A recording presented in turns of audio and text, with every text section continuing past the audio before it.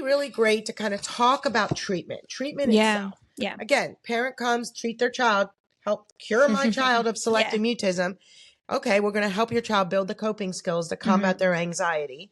However, we need to work with you to train you, not only how to implement strategies, how to understand the bridge, how to bridge up, how to bridge down, but let's talk about how you parent. Yeah. And that's critical. And it's so often a literally ignored topic in treatment. And you see some of these families where these parenting styles are just so off. Yeah. And you got to work with it because they're not going to be able to overcome it, the children, if parenting is not worked on. So let's talk about the different parenting styles and how it affects treatment, at least what I see. Now, this is not in the research.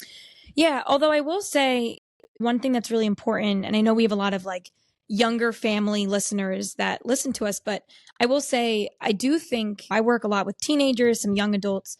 I think when we're thinking about parenting, of course, we have to be age appropriate. We have to think about what would help the child the most. And each case is different. But my dissertation was on parenting, and I actually worked with college students. And I did find, like, in the research that even as old as 18 to 24-year-olds, parenting was still super crucial, right? Like parent involvement. So I think this could be really effective for all ages, right? When we think about parent involvement in treatment. And of course, again, it could look different. But I do think that as we're talking, this also can be for some like teenagers and young adults. Those are good points. So as we explain to families that the younger the child, the more involved the parent is in terms of the strategies and the interventions to be able to set the world up for them. What I call the silent goals, setting up the play dates, setting up the small groups in class. The teachers are doing that, facilitating certain games and activities during get-togethers, knowing how to prompt them at restaurants with the visuals and the way you ask questions. The parents are very key in facilitation, and they're playing the games that the parents are facilitating. As the child ages, it becomes very goal-like. It becomes much more cognitive. Cognitive behavioral therapy is involved in that, right? The exposures are critical. We're really, really working with the child as they get older and into the teenage years, where they're so actively involved in their games, their goals rather, their goal setting, and working with their motivational level and things like that. But their parenting behind the scenes as how they parent that teen is just as important as if they were 3. They may be more involved in their goal setting and creating their charts. So I want the audience to be really clear with that. But the parenting is so critical. Definitely. In all ages. So that's across the board. Yep. And like you said, parenting could look different, right? It could not be having to like hold my child's hand and pick them up when I'm going out and about, but it could be still unlearning some of those conditioned behaviors for some of our teen parents. So there's a lot of parent involvement, but again, like you said, it could look different depending on the age.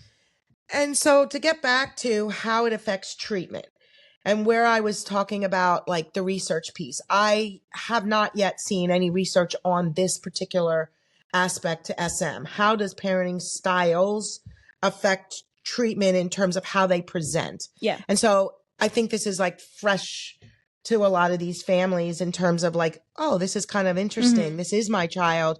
You know what? I definitely need to work with my clinician on help me learning and reading additional resources on how to parent my child in a different way to kind of help your child along in this process. So I'm excited to get your thoughts on this because again, like you did your dissertation on some of this in terms of parenting effect and so forth. So let's talk about how it presents. How's that? Yeah. So we talked originally about the permissive parent. That was the first type of parenting that we talked about and you described.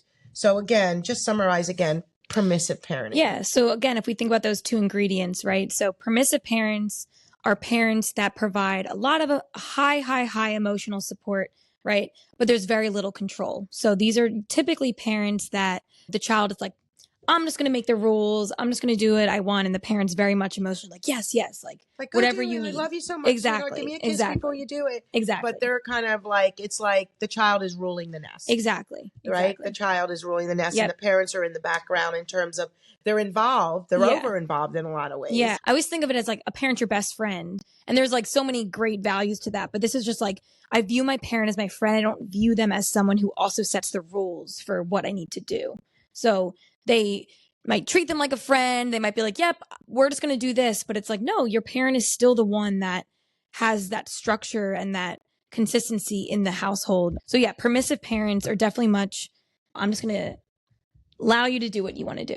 And I will talk about that whole best friend thing in a little bit. So I don't want to divert too much, but let's talk about permissive in terms of how it affects. So here's how I see it. I see a child or teen present where they don't care. They kind of lack internal motivation for change because it doesn't really matter. My parents are going to be like doing for me, or kind of, I can kind of do what I want. And I see this kind of doesn't care attitude. They lack internal motivation for change. They can also be kind of disrespectful to their parents. Yeah. These are some of the kids I see in the office that will talk rude to their parents. They're disrespectful. Yeah. They may hit their parent. Yeah. I actually have found that sometimes these are actually even families where it's like, we might get a call at the office and they might say, sorry, but Billy's not available today for his treatment. And then I'll find out later. He just told his mom, like, I just don't really feel like going right now. And so mom's like, all right, you're right. Like, let's just call and say that this is not a good day, without even thinking about the fact that, again, that structure, that predictability, the importance of providing the structure of treatment. Right. But like, again, like he's kind of owning that treatment. And we have to think about age, right? With teenagers, a lot of times we want them to take a lot of that control. But again, we want to think about the importance of how, if you're just like telling your parent, like, yep, I'm just not going to show up right now. Or even in school, right? With that school refusal, it's like, yep, I'm just not going to go to school today. And parents like, yep, you're right. I'll just call out. Again, there's times where we might need an R&R day. That's important, right? We might be sensory sensitive and we might get overstimulated sometimes. But if that's frequently happening, we're obviously not going to learn a lot in school if we're not showing up. So I think it's important to really think about how this really can slow down the treatment process. Yeah. And I just want to be clear because we talk about school refusal and that's another podcast in itself. Yeah. But I want the listeners to understand that you're saying that more in like a general, I don't want to go to school way, not in a true school refusal case, that there's so much anxiety and maybe they have just such anxiety from learning challenges and they're not feeling good with peers. And there's a real true debilitating dysfunctional aspect. So I want our listeners to know that we're not talking about that school refusal, more of like, I just don't want to go to school today. Right. Like kind of exactly. I'm thinking of more just like a general sense of like a child just kind of wakes up in the morning and is like, Mom, I'm just not going to school today. And instead of like the parent kind of sitting down with the child, like an authoritative parent, and kind of talking to the child about those difficulties, the child just says, yep, not going, and going back to bed. And then they don't really have that conversation. So it's the child that just doesn't adhere to kind of the structure, consistency, routine, predictability, because there really isn't any. There's a lot of inconsistencies at home. And what I see with kids in treatment is they just don't necessarily, not even if the parent is presenting the games or the goals, they just don't want to do it that day. Yeah. Instead of saying, hey, we need to do this many exposures and we can do it now or we can do it this time. But that's not there. Well, that's authoritative. I get that. But it's very inconsistent. They lack structure to their games, their goals. It's very lackadaisical. And I don't have to do that. There's really no reason. There's no ramifications. And what I find is that the child feels completely kind of out of control with the permissive parenting. Would you agree? Like there's so little structure, consistency, routine, and predictability, which our kids crave.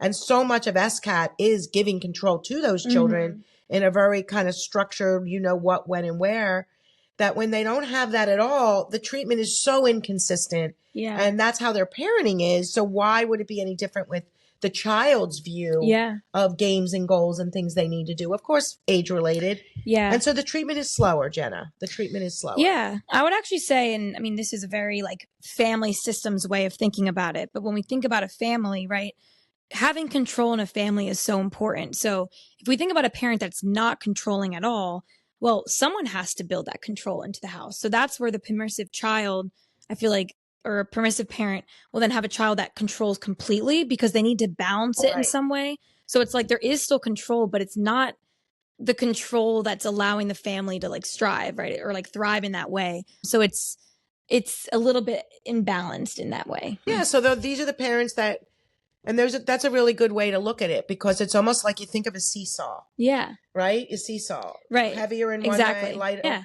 And every family should have an even seesaw, right? Like there should be, like, let's say a parent's on one side and a child's on one side. That's why I think authoritative parenting is so successful, because if you think about like even emotion and control on one side, it's so evenly split. So it's like a child just feels so balanced. Right. Yeah. Would you say that works with warmth and control too? Yeah. Seesaw?